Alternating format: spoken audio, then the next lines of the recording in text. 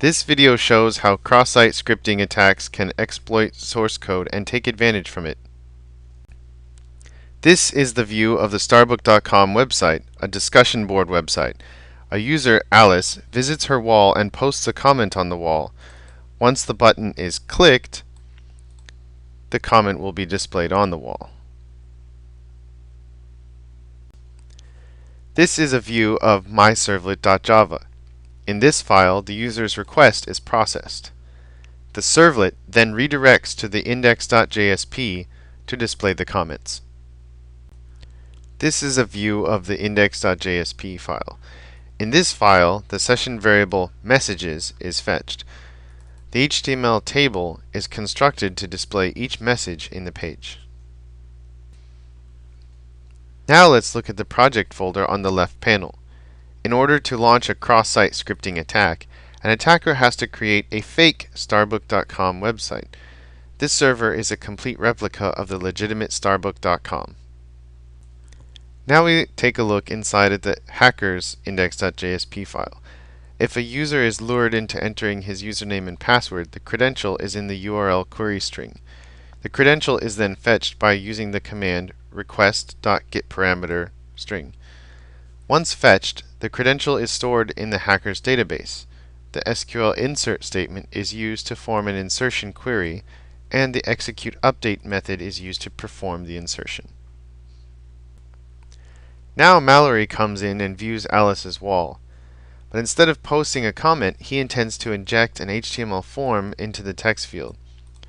This script will display an HTML login table, which will 1. Redirect the user to the hacker's site, 2. Steal the username and password of the user, and 3. Redirect the user back to the legitimate Starbook.com site so that the hacker can conceal himself. Mallory then types in the script on the comment text field. Once the script is submitted, a login frame appears. Alice wants to post another comment on her wall. Once the button is clicked, the comment is posted on the wall. Suddenly, a login frame appears below her comment. She might think that this is coming from the legitimate website, so she might think that her connection is lost and she needs to re-log in. So, she innocently enters her username and password and then clicks on the button. Once the button is clicked, she's redirected to the legitimate website, so she thinks that she is now logged in. Now, Mallory accesses his database and tries to pull out some data. Alice's credentials appear in the database table. Now Mallory can log in as Alice and do things such as 1. He can read Alice's private email. 2. He can post as Alice to other people's walls to try to discredit Alice. And 3. He could pretend to be Alice and try to date someone else. Now, how do we reverse engineer the cross-site scripting attack? First, we look at the misuse case view of the discussion board website. The view presents extensions and exceptions to the main success scenario, which are potential attack vectors. From this view, we can see what developers intend users to do and what hackers can do with the system.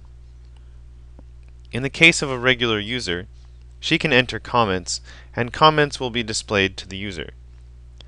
A hacker has different intentions for using the website, which are indicated by red lines. A hacker can inject an HTML script. Then, when a user innocently submits a login button, she is then crossed to the hacker's site. In this site, the user's credential is fetched and stored into the database. Now, a hacker can just access his database and obtain the stolen credentials. Now, we explore our process view.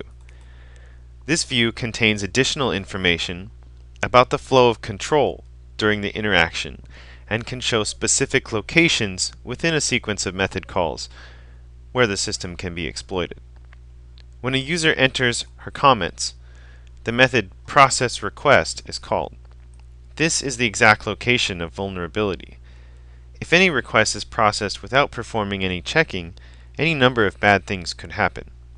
In this case, a hacker can just insert HTML script that can lure the user into entering his or her credential. If the user enters the credential, the user will be redirected to the hacker's site using the redirect method. From there, the credential is processed and stolen by the hacker. Now, a hacker can just access his database and view the stolen credentials.